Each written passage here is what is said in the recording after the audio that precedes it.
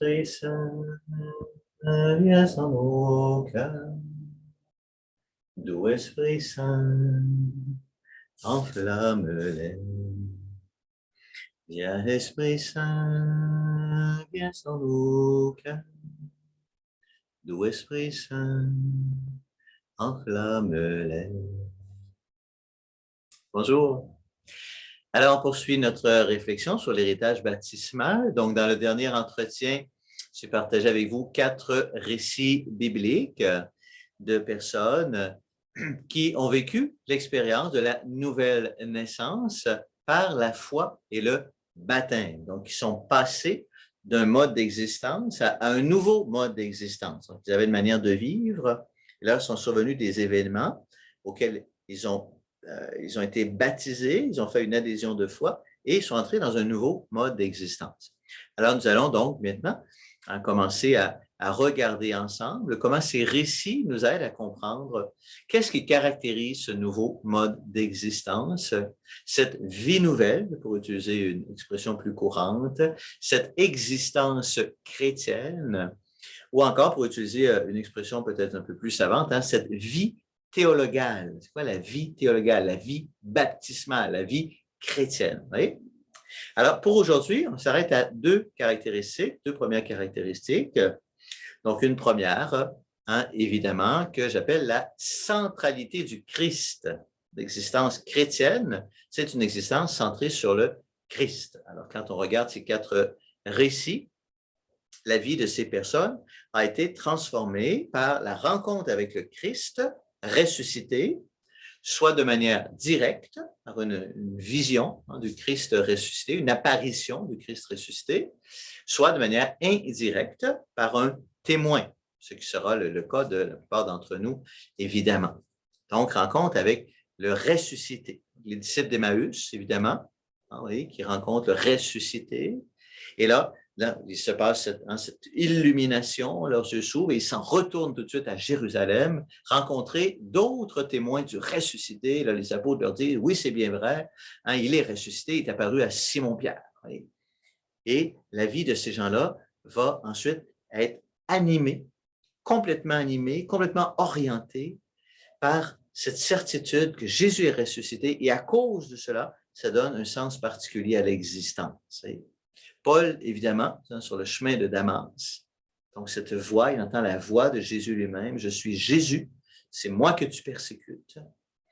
Et alors, la vie de Paul va être transformée et on a le privilège d'avoir conservé plusieurs lettres écrites par Saint Paul. Et dans toutes ces lettres, qu'on connaît bien, qu'est-ce qui est central dans les lettres de Paul? C'est Jésus. C'est l'amour de Jésus, l'annonce de Jésus. Jésus est Seigneur, Jésus est Sauveur, Jésus est ressuscité, etc., etc. C'est central dans tous les écrits de Paul et toute la vie de Paul. Et les 2 autres, c'est intéressant, donc ils n'ont pas d'apparition de ressuscité, mais ils vont simplement rencontrer des témoins. Donc le fonctionnaire éthiopien, beaucoup, c'est très simple, le récit du fonctionnaire éthiopien, voilà, qui lit le prophète Isaïe, il rencontre Philippe, et là on dit simplement, Philippe lui annonce la bonne nouvelle de Jésus. C'est tout. C'est tout. Quelques mots prononcés par un croyant, quelques mots prononcés par une personne qui vit de cette nouvelle existence, de ce nouveau mode d'existence, qui vit d'une existence chrétienne, et à travers ces mots, le cœur est touché. Et l'autre personne qui entend, le fonctionnaire qui entend, adhère lui aussi à ce nouveau mode d'existence. Donc ça, c'est important, la transmission. La nouvelle naissance vient par la nouvelle naissance. Engendre quelqu'un, nous engendrons des personnes à cette nouvelle naissance par nos paroles, notre présence, notre foi, etc. Et même chose pour le geôlier, le gardien de prison. Crois au Seigneur Jésus, tu seras sauvé. Paul lui dit ça. Crois au Seigneur Jésus, tu seras sauvé. C'est tout. Quelques mots, tout simplement. Mais des mots tout simples, des mots importants. Crois au Seigneur Jésus, tu seras sauvé. Ces mots résument en eux-mêmes, c'est quoi l'existence chrétienne? L'existence chrétienne, c'est l'existence d'une personne qui croit dans le Seigneur Jésus. Et c'est simple, mais en même temps, ça dit beaucoup. Juste ça, c'est un premier test qu'on peut se demander à nous-mêmes ou qu'on peut demander à des personnes. Combien de fois, ça me bouleverse encore hein, chaque fois. Combien de fois je rencontre des gens, des baptisés, des hommes, des femmes, des parents qui demandent le baptême, par exemple, pour leur enfant ou un autre sacrement. Et là, qui vont me dire, ah ben moi, je suis croyant. Je suis croyant. Bon, bravo, tu es croyant. En quoi est-ce que tu crois? Ben, je crois en Dieu. Très bien. Est-ce que tu crois en Jésus? Qu'est-ce que tu veux dire? Est-ce que tu crois que Jésus est ressuscité? Non, non. Je n'y crois pas. Hein, on ne porte pas de jugement. Mais croire au Seigneur Jésus. Croire que Jésus est vivant, qu'il est ressuscité, qu'il est le Seigneur et le Sauveur. C'est pas n'importe quoi. Et ben, c'est un don, à la fois un don qu'on reçoit, c'est un acte de foi, il y a un acte de foi, ça ne va pas de soi, ça ne va pas de soi. C'est pas juste parce qu'on a entendu parler de Jésus ou qu'on a été baptisé un jour ou qu'on a fait de la catéchèse. Non, non, un acte de foi en Jésus. Crois au Seigneur Jésus et tu seras sauvé. Et Paul va insister pour ça. Il dit, entre autres, dans la lettre aux Romains, chapitre 10, verset 9, en effet, si de ta bouche tu affirmes que Jésus est Seigneur et si dans ton cœur tu crois que Dieu l'a ressuscité des morts, alors tu seras sauvé. Si tu crois que Dieu a ressuscité Jésus, si tu crois, si tu affirmes que Jésus est le Seigneur, alors tu seras sauvé. Vous voyez? L'adhésion de foi qui apporte le salut. Donc, la centralité du Christ. Deuxième caractéristique sur laquelle j'aimerais qu'on m'arrête aujourd'hui, c'est la joie. La joie.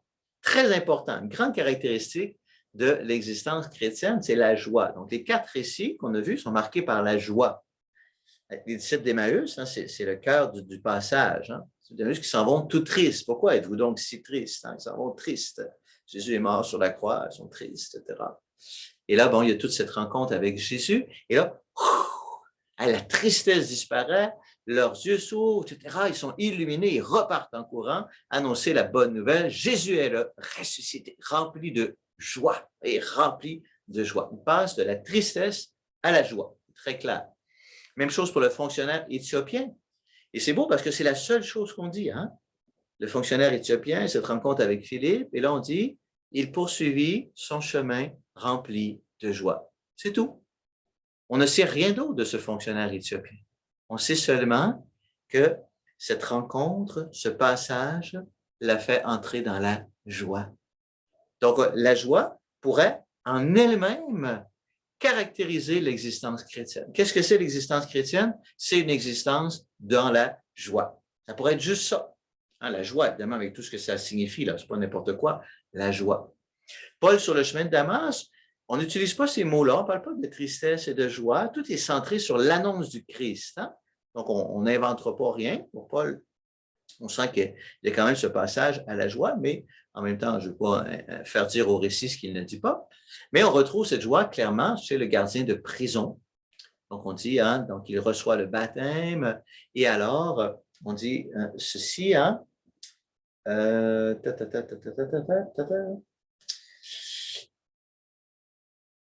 il laissa déborder sa joie de croire en Dieu. Il laissa déborder sa joie de croire en Dieu. Donc, vraiment une caractéristique. Donc, cette joie, caractéristique de l'existence chrétienne, c'est la joie dont parle Jésus, vous vous souvenez, dans le discours d'adieu, lorsqu'il dit à ses apôtres, hein, vous aussi, maintenant, vous êtes dans la peine, mais je vous reverrai, et votre cœur se réjouira, et cette joie, nul ne pourra vous la ravir. Hein? C'est de cette joie-là dont on parle. Cette joie de la rencontre avec Jésus, au-delà de la mort de Jésus, de la résurrection de Jésus, une joie que nul ne pourra nous ravir. C'est important, hein? Une joie que nul ne pourra nous ravir. Alors, cette joie qui vient de la foi, cette joie qui vient de l'intérieur, qu'est-ce qu'elle fait en nous? Elle chasse, la joie, qu'est-ce qu'elle chasse? Elle chasse la tristesse, évidemment. Mais surtout, la joie qui vient de l'intérieur, la joie surnaturelle, qui vient de la foi, elle chasse la haine. Elle chasse la haine. Elle chasse le mal. Elle chasse le désir hein, de rancune, de vengeance, etc. C'est très important, ça. Regardez, Si vous êtes rempli d'une grande joie qui vous envahit, qu'est-ce qui se passe? Naît en vous un désir, un unique désir de partager cette joie. Et ce désir prend toute la place. Et là, vous partez, vous allez annoncer cette grande joie. Et là, la première personne que vous rencontrez sur le coin de la rue, c'est votre pire ennemi. Qu'est-ce que vous faites? Vous l'embrassez et puis vous lui partagez cette joie, puis vous continuez votre chemin. Vous ne vous arrêtez pas au mal qu'il vous a fait, au fait que c'est votre ennemi normalement. Non, tout ça disparaît devant la joie. La joie est le désir de communiquer cette joie. Vous voyez, le mouvement, il y a une joie intérieure qui chasse le désir de haine, le désir de mal, le désir de, oui, de détruire les autres. Ça disparaît devant cette joie qui demande à être annoncée. Et à l'inverse, regardez un petit peu dans vos vies, lorsqu'on fait le mal, lorsque jaillissent de nous des jugements, des condamnations sur les personnes, on se met à parler contre les autres, lorsque on se laisse habiter par un désir de rancune, de vengeance, de l'impatience, de la jalousie, de la colère, etc. Regardez bien, il y a toujours, quelque part à l'origine de ça, une tristesse. Une tristesse, tout le temps. C'est impossible que la joie authentique, là, entraîne au mal. C'est impossible. C'est impossible. Vous voyez? Alors, si vous avez une personne triste et une personne joyeuse, donc la personne triste, elle peut être dérangée par le fait qu'il y a une personne joyeuse à côté d'elle. Puis elle voudrait la faire disparaître. Arrête donc d'être joyeuse, sois triste comme moi. Vous voyez?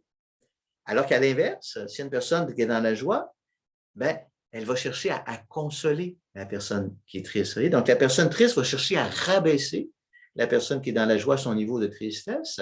La personne qui est dans la joie va chercher à relever, à élever la personne qui est dans la tristesse à son niveau de joie. Vous voyez? Alors, c'est très beau ça. C'est un mouvement intérieur, la joie. La joie, elle vient de l'intérieur. Elle nous emplit tout entier. C'est un signe du royaume et elle cherche à se communiquer. Et donc, dans ce mouvement-là, elle chasse toute trace de mal. Donc, c'est le salut. Elle apporte le salut. Vous voyez? Donc, elle est liée, la joie est liée à l'amour. Ça marche ensemble. Joie et amour sont parfaitement unis.